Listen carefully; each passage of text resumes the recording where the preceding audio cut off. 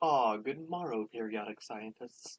I'm your host, Periodic Science, and you are watching Periodic Science. Now, in today's episode, well, this is a spur of the moment episode. I didn't finish a script in order to record a video to upload on my birthday, so instead I'm doing it over a topic that I researched recently. That is pocket watches. Now, if you know me, you know I love pocket watches. So, for a recent presentation where I got to teach the rest of my class anything I wanted to, I decided I would look up the origins of the pocket watch. And it was so interesting that I decided to turn it into a video as well. And that is the video you are watching right now. So, without further ado, let's get right into it. The interesting origins of the pocket watch. So, you may be wondering, why do pocket watches exist?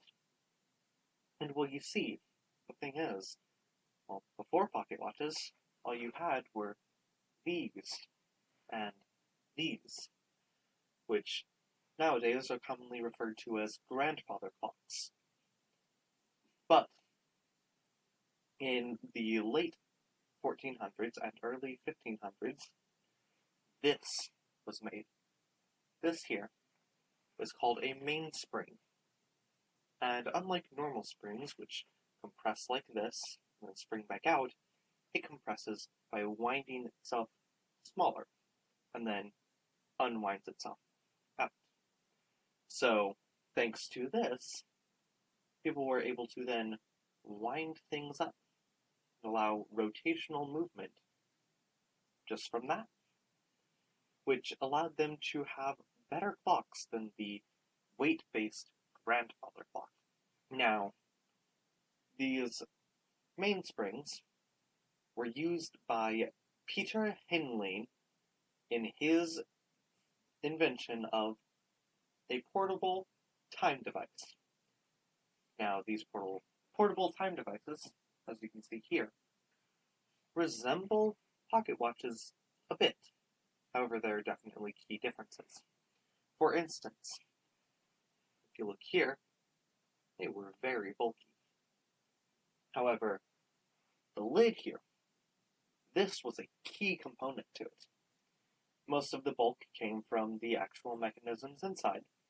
However, a lot of the other bulk came from the lid, because there was no way to protect the face of the watch, so they had to have a cover on top of it. And that is where the lid came in. Now, some lids would open up, while others would be designed so that you didn't have to open them up, and you could still read the time.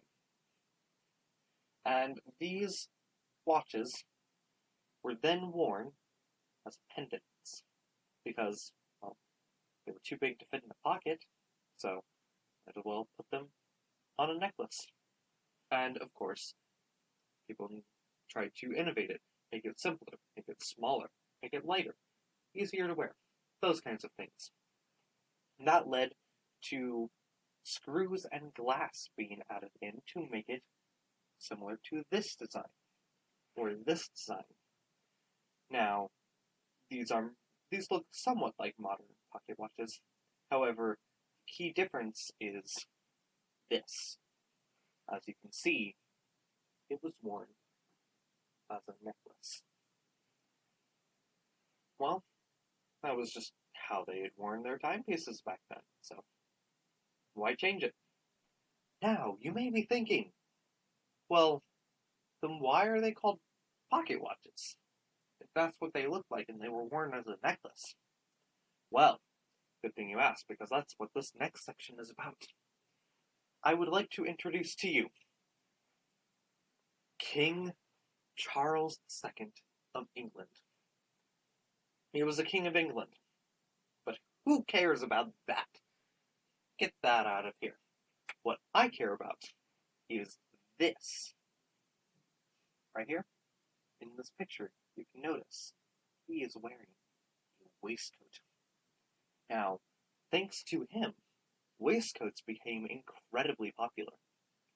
So much so that it actually became common for men to wear them, and thanks to Charles II again, to put a time device in a pocket of the waistcoat and hook it onto the button-up part. It is believed that King Charles II was actually the first person to wear a pocket watch in a pocket. So, that's all good, but one thing I haven't mentioned yet that is a bit interesting is after this, the pocket watches weren't very accurate. In fact, you could possibly lose hours a day with a pocket watch. So you had to make sure you were keeping it right. But in order to get around that, they decided to innovate more, and thus led to the lever escapement. The lever escapement was a device that allowed it to become incredibly more accurate based off of a few gears and some levers. Very simply, so it went from losing hours a day on a pocket watch to minutes a day. Now you know. That is how pocket watches became similar to the ones that I have. These ones. Feel free to ask in the comments about any of them that you see. I'll be glad to inform you. Anyway, that's all for this video. I'll see you in the next one. And remember to always silence periodicals.